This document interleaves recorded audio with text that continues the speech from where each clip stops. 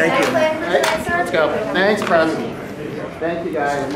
What a remarkable and consequential half hour in the Oval Office with the freshly re-sworn-in President of the United States, Donald Trump. The reporters in the room are what's known as the pool, a small group of reporters that are typically invited into events of interest. In this case, signing executive order after executive order after executive order after executive order passed to him by longtime advisor Stephen Miller. Susie Wiles, Donald Trump's new chief of staff, was also in the room. And what began slowly as he signed executive order after executive order, a reporter threw a question in, bit of a pause, then another, and then they all just went on just about anything. And Ellen Morrow in our bureau here in Washington, I want to come to you on the tariffs thing in a second. I'll just give the sobering headline, if you don't mind. Trump, you know, on a day where Canada and Canadian officials have been down here trying to thwart the notion of sort of across-the-board tariffs being put on Canadian goods imported to the United States from Canada. I'm going to read my notes because it's important to say the words. He said, "We are thinking in terms of 25% tariffs on Canada and Mexico. I think we will do it February 1st. Again, this on a day when the suggestion earlier seemed to be that the trade relationship between the two countries would simply be reviewed at this point. And Ellen, before I go to you on that, I just want to give a couple of other, there was a lot in that back and forth with reporters. He signed executive orders getting rid of DEI hires, creating DOGE, the Department of Government Efficiencies, declaring national emergency on the southern border, which enables Pentagon resources, for example, to be freed up to go down to enforce blocking on the border. Withdrawing the United States from the World Health Organization because, as Trump put it, it's ripping off America. He talked about Greenland becoming, again, just as a notional concept, part of the U.S., taking control of the Panama Canal again, freeing up land in Alaska for drilling. He's not a dictator on day one. At one point, he was asked, did Joe Biden leave a letter for him? And he said, I don't know. And he pulled out, you saw it, Ellen, he opened the drawer and said, oh, there it is. I'll read it myself personally later, he said, then maybe read it to you all, everybody else, after the fact. But again, the kind of sobering headline here, Trump thinks he may well indeed put a 25% tariff on goods imported from Canada. He thinks that would happen February 1st. Ellen Morrow, there's a lot to absorb there. Again, a remarkable time in the Oval Office. What are your thoughts? Well, Paul, I heard you refer earlier today to the fire hose of news from Donald Trump, and I don't even know how many hours ago it was that you said that, but that press conference there, that impromptu news conference in the Oval Office really sums that up. You know, you just went through dozens of points. There are dozens of more points from what we heard from him there in the Oval Office signing those orders. But for Canadian eyes watching, what a roller coaster of a day. You know, going into Inauguration Day, there was a sense of dread because back in November, Donald Trump said that one of the very first executive actions he would take in office on day one would be to impose 25% tariffs on Canada and Mexico unless more was done to toughen up the northern and southern borders. And then there was reporting this morning that Trump would not be imposing those tariffs on day one, that instead he would be launching an investigation into trade deficits and trading practices between the three countries, between the U.S. and Canada and the U.S. and Mexico. So that indicated, you know, perhaps a bit of a reprieve, a sense of relief. But that was short-lived because, as you said, we had Donald Trump there in the Oval Office saying he thinks those tariffs could be imposed as of February 1st. Just to remind everyone at home, here's what that moment was like. We're thinking in terms of 25% on Mexico and Canada because they're allowing vast numbers of people. Canada's a very bad abuser also. Vast numbers of people to come in and fentanyl to come in. When do you think you would enact the... I think February 1st. Are you planning on giving notice of that? I think we'll do it February 1st. 25% on both, sir? Sir. On each. On each.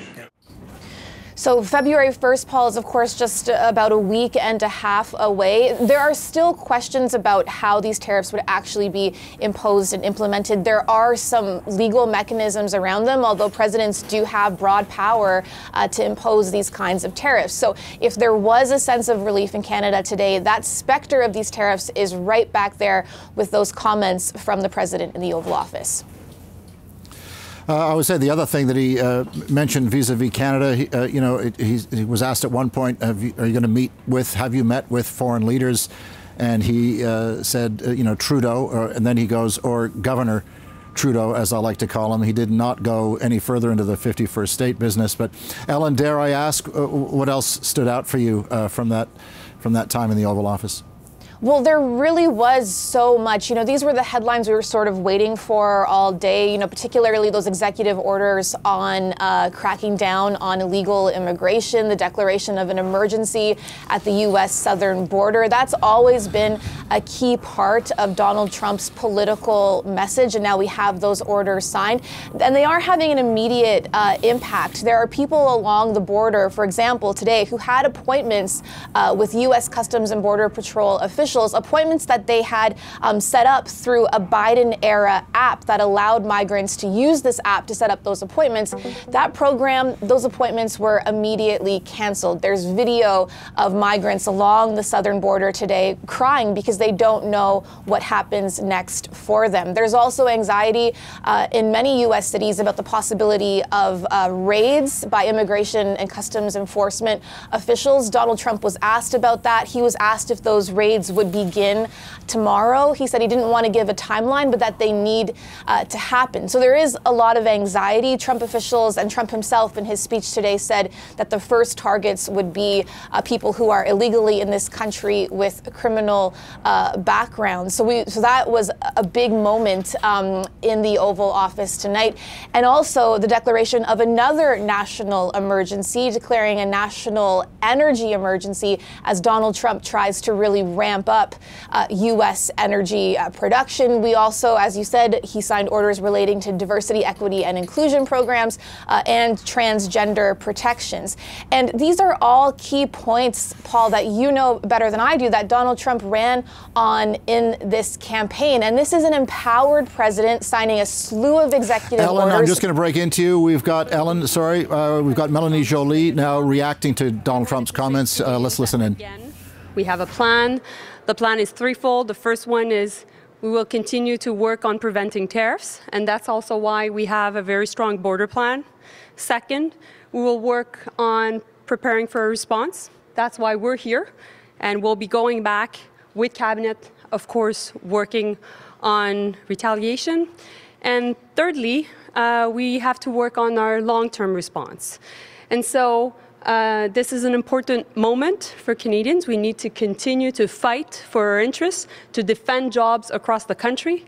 And we're calling every single political leader across the board, across the country, to stand united. Because now, more than ever, we need to make sure that we put country first. Donc, en français, bien entendu, on prend note des commentaires du président Trump un peu plus tôt ce soir. Nous avons un plan. Le plan est en 3 étapes. Première étape, prévenir les tarifs. C'est pour ça que nous avons un bon plan pour la frontière. Deuxième étape, préparer notre réponse. C'est pour ça qu'on est ici avec les collègues à préparer notre réponse avec le premier ministre. Et finalement, troisième étape, préparer la réponse à long terme pour le pays.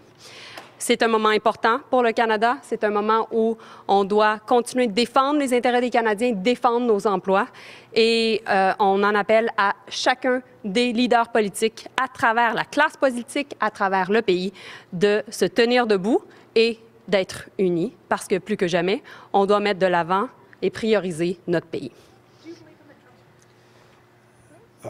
Ashley, I can't believe you didn't want to hear what I have to say. So I want to just wait. It's going to be good. So as Mélanie said, we took note, obviously, of what President Trump said earlier today in Washington. None of this should be surprising. The one thing we've learned is that President Trump, at moments, can be unpredictable. He said that he would impose 25% tariffs on the Canadian economy and on the Mexican economy. We have spent the last number of weeks preparing potential response scenarios for the Government of Canada in partnership with provinces and Canadian business leaders and union leaders. So our country is absolutely ready to respond to any one of these scenarios. We still continue to believe that it would be a mistake for the American government to proceed with imposing tariffs. It would be a mistake in terms of the cost of living in the United States, in terms of jobs in the United States, the security of supply chains. It would clearly be a difficult moment for the economy of the country. But the good news is the premiers were in Ottawa last week. We agreed on a series of measures that we could enact if the United States government decides to do this. So there's nothing new this evening than was different than a week ago. Our government remains committed, however, as Mélanie said, to talking to the Americans about our shared concern around security at the border. If the President and his government believe that we can do more in partnership with the Americans to secure the border, we have a very good news story to tell them. And in our conversation with American officials, we have spoken about our shared commitment to the fight against fentanyl, to ensuring that immigration is orderly and legal. And the shared national security of both countries has been a success between Canada and the United States for decades. So we look forward to continuing those conversations with Canadian business leaders, union leaders, obviously provinces and territories, and the dialogue with American representatives and members of the incoming administration. Alors, nous avons pris, comme Mélanie a bien dit, nous avons pris conscience des commentaires du président Trump à Washington plus tôt ce soir. Franchement, il n'y a rien de nouveau dans qu'est-ce que le président a dit. C'est exactement qu'est-ce qu'il avait dit il y a déjà plusieurs semaines. La bonne nouvelle, c'est depuis plusieurs semaines, nous travaillons comme gouvernement avec nos partenaires dans les provinces et les territoires, avec les chefs d'entreprise, avec des représentants syndicaux, avec l'ensemble des acteurs économiques du pays, précisément pour préparer des scénarios de réponse ou de riposte advenant que le gouvernement américain décide de poursuivre un tel scénario. Nous avons dit depuis plusieurs semaines, c'est pas dans l'intérêt économique des Américains d'aller dans cette direction-là. Nous croyons que l'industrie américaine, que les représentants, les gouverneurs vont comprendre que ça va augmenter le coût de la vie aux États-Unis, ça va rendre des chaînes d'approvisionnement plus compliquées. C'est les arguments que nous allons continuer de faire. Mais la bonne nouvelle, c'est que nous sommes prêts à toute éventualité. C'est un plan qu'on a partagé avec les premiers ministres des provinces mercredi de la semaine passée. Le plan est prêt, le gouvernement est prêt. Cependant, nous allons continuer, évidemment, de travailler avec le gouvernement américain, les membres de l'administration qui seront confirmés dans les prochains jours. Parce que si l'inquiétude du président Trump, c'est la sécurité frontalière, c'est une circonstance que nous partageons totalement avec les Américains, dans le sens que nous croyons que la frontière est sécuritaire. Nous avons annoncé un plan d'au-delà d'1 milliard de dollars américains pour renforcer des mesures de sécurité frontalière. On est encore au travail afin d'identifier comment on peut partager des ressources à l'intérieur du gouvernement du Canada avec les provinces et les territoires afin de rassurer les Canadiens que les mesures sont en place. J'ai toute la confiance au monde dans la sécurité de notre frontière, dans la lutte commune avec les Américains contre le fentanyl. Et c'est le travail qu'on va poursuivre au cours des prochains jours. Merci beaucoup. Merci. All right, what a day it's been. Paul Hunter and I back here after that swift response, Paul. You know, we started today, the show at 7 saying, you know, sigh of relief. They didn't happen on day one. But now, sir, we have a date, and it's on February 1st. What did you think of the response from our finance minister and our minister of foreign affairs? Well, I would say a potential date. It's always, I think, important to look carefully at the words of Donald Trump. He's in all thinking fairness, about right? it, he said, yes. Thinking about February 1st. Yeah, and so that's, wiggle room. Is it not wiggle room? But Ellen, who we had to say goodbye to, I guess, during that last bit, called it a roller coaster. It is, right, in terms of this particular issue. It's a high-stakes roller coaster. But this is Donald Trump, right? Like it's like until he signs off on something, you don't know. Even earlier today, when we're based on the reporting that we saw this morning and this supposed memorandum that talked about instead of imposing 25% tariffs across the board on goods imported from Canada, that there would be an assessment or an evaluation or an examination of the trading relationship, right? But Canadian authorities who'd been busy kind of working the incoming Trump people and the Republicans emphasized that just means, or they inferred that simply means no tariffs yet, and they still have to continue making that case. So when you heard, I think it was Dominic LeBlanc there after Mélanie Joly at the cabinet retreat in Montebello saying that none of this is a real surprise, that kind of makes sense in a certain sense when you look at the way Trump tends to do his negotiations historically, and as well that they were fully prepared for that. They had to keep putting their message out there. They had to keep making their case, which the Canadian officials here say is a strong case. And you heard from Jason Kenney earlier in the program. It's a persuasive case, a persuasive argument they have to make. But man, oh man, on top of all the I'll use the term again since Ellen seemed to like it, fire hose of news that came out of that. More. Executive order after executive order. The big one for Canada, thinking still about 25% tariffs across the board, imports from Canada, thinking February 1st. We're 8.5 hours into the Trump presidency, Dwight. What a day, what a night. Well, what he's thinking is certainly seems like it's scaring our cabinet ministers a little bit, and they're out talking about it because they have to be. Like that. Yes, like right away. They were ready. Out. Exactly. Yeah. Trump signing another major executive order. While he was doing that, he mentioned Canada, and he called Justin Trudeau governor. What did you think of that? That's Donald Trump. Oh, man. Right? I mean, this has been, since that came out at that dinner in Mar-a-Lago, yes, the question was always, is he joking? Did he have a smile on his face? Did he really mean it? And then, hence ever since we've been talking, is it the 51st? All that kind of business. That's Donald Trump. And at a certain point, that's what complicates things, right? Like it really does. Coming from the president of the United States. The president of the United States, and he's saying these things, right? That carries weight. Or is he just trolling? Or is he just, needling? Or is he just having fun? Or is he trying to say something that distracts the conversation from something else, right? Yeah. But what he says affects economies, it affects the market. So, Mr. President, be careful with what you say. Before I let you go, I need to ask you this because you've been covering this man for a long time now. And it's something that Katie touched on earlier. Is this the greatest political comeback ever? Because if we think back to January 6th and that night after what happened, a lot of people thought this man's political career was over. Look, how to categorize it? If it is not it is among a tiny handful, very short list of political comebacks. He was a loser. Many people, including myself, said, political parties don't like losers. They tend to say goodbye to them forever. And when I was on the roof of the Canadian Embassy on Pennsylvania Avenue here in D.C., when I was here 4 years ago for the inauguration of Joe Biden, and Trump took his, in Marine One helicopter, did a circle around and then off into the distance. Look, I'm not going to not say it. I thought that was it for him in politics, as did a whole bunch of other people, including politicians in this.